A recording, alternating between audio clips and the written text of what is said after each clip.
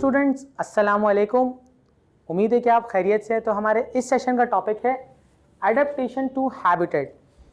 हमने स्टूडेंट्स पिछले सेशन में बात करी कि there are number of species जो अलग अलग हैबिटेट में रहते हैं, अपने एनवायरनमेंट के हिसाब से चूज़ी होते हैं। अब हम बात कर रहे हैं इस सेशन के अंदर कि क्या चीज़ ऐसी है जो उन्हें चूज़ी बनाती है और क्या उनके अंदर ऐसी चीज़ें हैं या क्या उनके अंदर क्या ऐसी कैरेक्टरिस्टिक्स उनके अंदर मौजूद हैं जो उन्हें इस काबिल बनाती है कि वो उस एनवायरनमेंट के अंदर ज़िंदा रह सकते हैं, उस माहौल के अंदर सर्वाइवल उनका पॉसिबल है। तो इस सेशन में हम इन सवालात के जवाबात पे बात करेंगे, देखेंगे कि क्या ऐसा उनके अंदर मौजूद है जो उन्हें एनवायरनमेंट के अंदर सर्वाइव करने में हेल्प कर रहा होता है और हार्मफुल सब्सटेंसेस से बचा रहा होता है। तो स्टूडेंट्स, आज जो इस सेशन में जो हमने एनवायरनमेंट लिए वो दो एनवायरनमेंट लिए।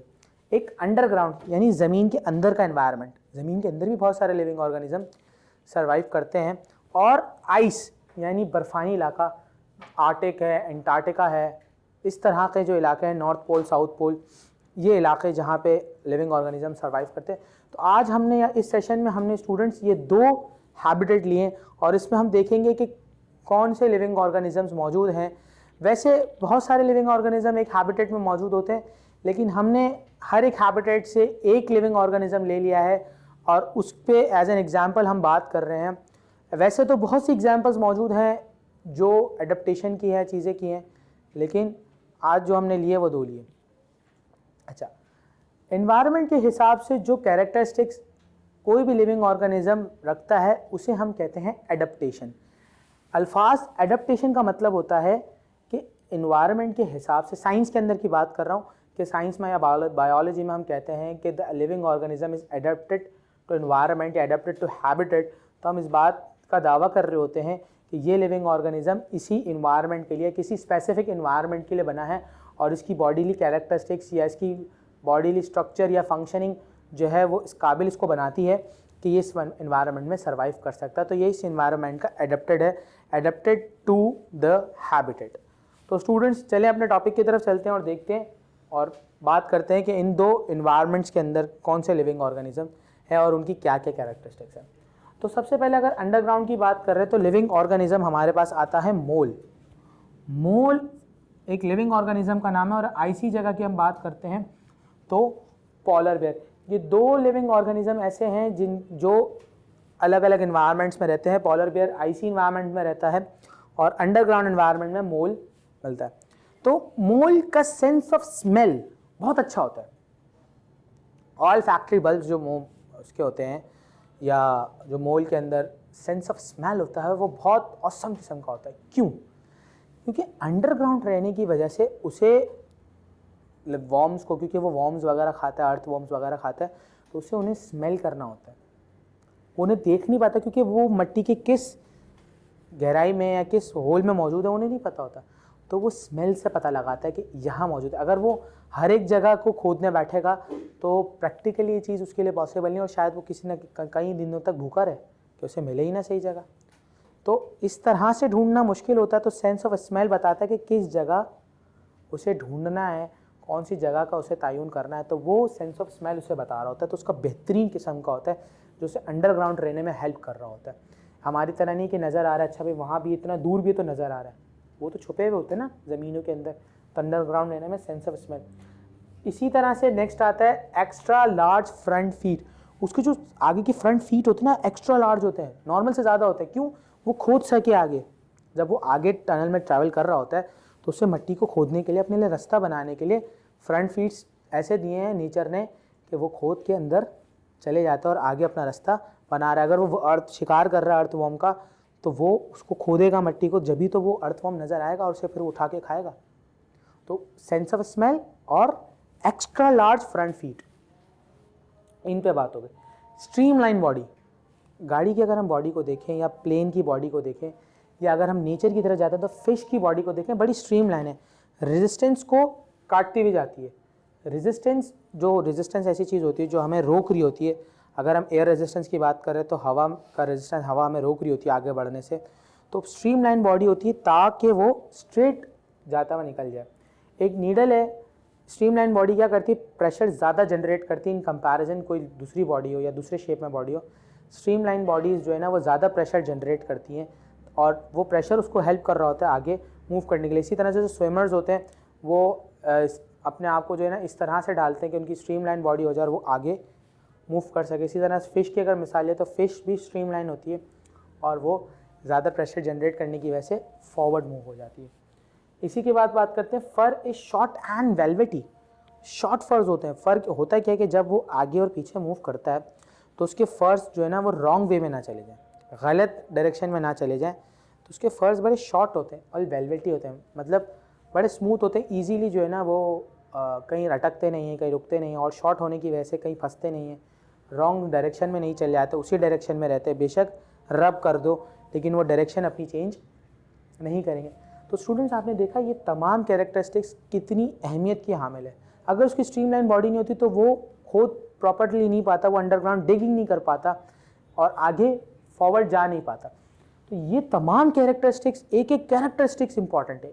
एक एक कैरेक्टरिस्टिक जो भी उस लिविंग ऑर्गेनिज्म, ये तो हमने चंद बात करी है, चंद कैरेक्टरिस्टिक्स पर हमने बात करी। ऐसी कोई बहुत सी कैरेक्टरिस्टिक्स और भी होंगी उसके अंदर जो उसे वहाँ पे सर्वाइवल करने में हेल्प कर रही है, उसे मदद कर रही है कि वो वहाँ सर्वाइव कर सके और ज़िंदा रह सके और अपनी ज़रूरियात पूरी कर सके। तो ये तमाम कैरेक्टरिस्टिक्स थी अंडरग्राउंड कौन सा लिविंग ऑर्गेनिज्म स्टूडेंट्स, मोल।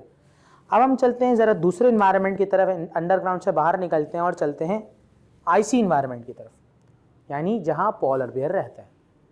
आर्टिक है, इमेजिन करें कि आप एंटार्क्टिका के अंदर हैं, चारों तरफ बर्फ़ ही बर्फ़ है, ज़मीन पे बर्फ़, पहाड़ों पे बर्फ़, इर्द गिर्द हर जगह बर्फ़ है। तो उस टाइप का इन्वायरमेंट, बर्फ़ गिर भी रही है, पानी भी जो है ना वो बर्फ़ बना हुआ है, बर्फ़ क्लियर। आप इस चीज़ को इमेजिन करें, अगर आपने कार्टून्स में इधर उधर देखा है, फिल्मों में, कहीं किसी भी जगह देखा हो, मैगजीन्स में देखा हो, वेबसाइट्स पे देखा हो, इमेजेस में देखा हो, तो पोलर बेयर एक ऐसा लिविंग ऑर्गेनिज्म है जो आइसी इन्वायरमेंट में रहता है। अब उसको आइसी इन्वायरमेंट में रहने के लिए कौन सी कैरेक्टरिस्टिक्स या कौन से एडेप्टेशंस है जो उसको इस काबिल बनाती है कि वो आइसी इन्वायरमेंट में रह सके, तो उस पर स्टूडेंट्स हम बात करेंगे। तो सबसे पहले अ वाइट कोट। आपको पता है पोलर बेयर के वाइट कलर होने में भी रीज़न है? कलर से क्या रीज़न, कलर उसको क्या फ़ायदा देगा? जी हाँ, कलर भी उसको फ़ायदा देता है। कलर क्या फ़ायदा देता है कि जिन ऑर्गेनिजम्स को वो खाता है, यानी जिन ऑर्गेनिजम्स पर डिपेंड करता है, वो वाइट कलर होने की वजह से, क्योंकि आइस का कलर भी वाइट होता है, और उस वाइट कलर के डिफरेंस होने की वजह से लिविंग ऑर्गेनिजम्स कई दफ़ा उसको आइडेंटिफाई नहीं कर पाते और वो उन्हें खा लेते हैं। तो ये वाइट कलर वहाँ पे उसको ज़िंदा रहने के लिए हेल्प कर रहा है। वरना तो वो दूर से अगर किसी और कलर का होता तो वो दूर से पोलर बेयर नज़र आता, क्योंकि वाइट कलर पे हर एक कलर नुमाया होता है, हर एक कलर नज़र आ रहा होता है।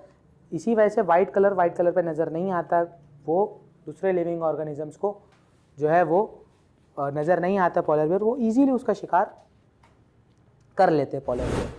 तो स्टूडेंट्स हम बात कर रहे थे पोलर बेयर की। तो पोलर बेयर का वाइट कलर आपने देखा कितना अहमियत का हामिल है और वो उसे किस तरह से हेल्प कर रहा है उसकी न्यूट्रिशनल नीड्स पूरी करने के लिए।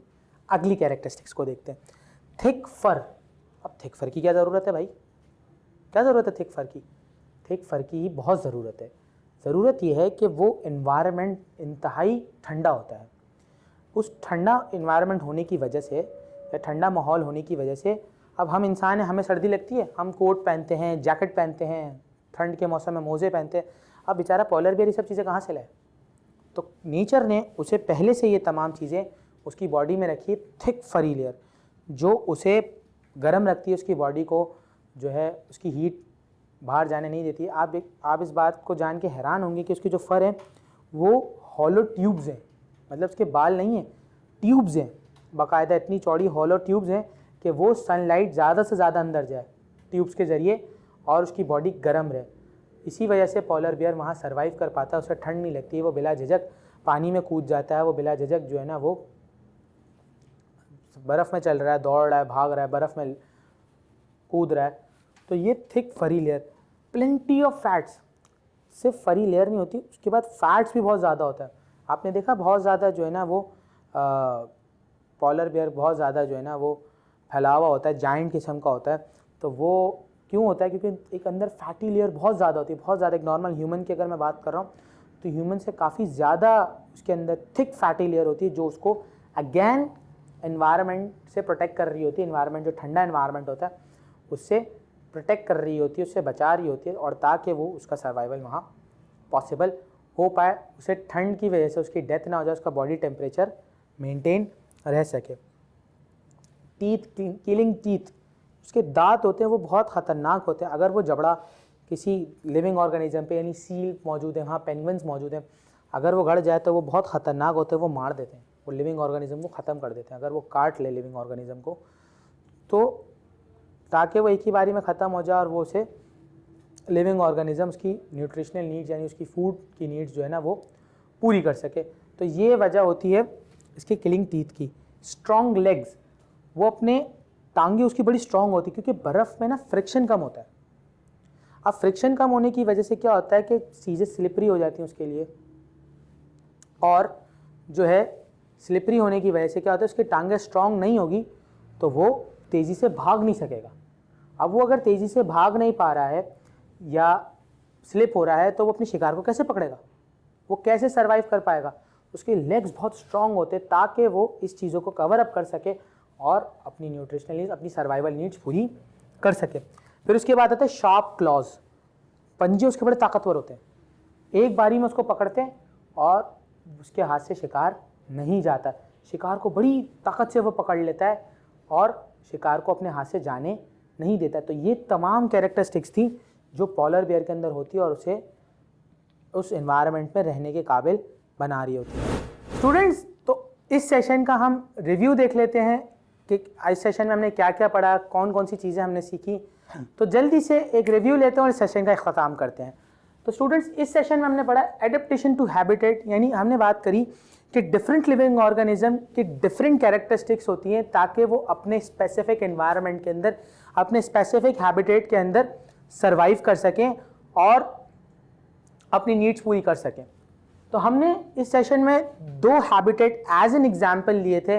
पहला हैबिटेट लिया था अंडरग्राउंड, दूसरा लिया था आईसी, जो एंटार्क्टिक या आर्टिक जगह है, जो बर्फ़ानी जगहें होती हैं जहाँ पे ग्लेशियर्स और बर्फ़ मौजूद होती है, तो उन जगहों को जो है एज एन एग्जाम्पल लिया था। फिर हमने उसमें क्या बात करी, आगे हमने बात करी, दो हमने as an example living organism ले लिया, एक अंडरग्राउंड लिविंग ऑर्गेनिज्म ले लिया मोल, और आइस में ले लिया हमने पॉलर बियर। फिर हमने उनकी कैरेक्टरिस्टिक्स पे बात करी एंड उनकी इंपॉर्टेंस पे बात करी। तो स्टूडेंट्स, इसी के साथ आज के सेशन का इख्तिताम करते हैं। मैं उम्मीद करता हूँ कि आज के सेशन में आपने बहुत कुछ सीखा होगा। अपना बहुत सारा ख्याल रखिएगा। अगले सेशन में आपसे मुलाकात होगी। खुदा हाफ़िज़।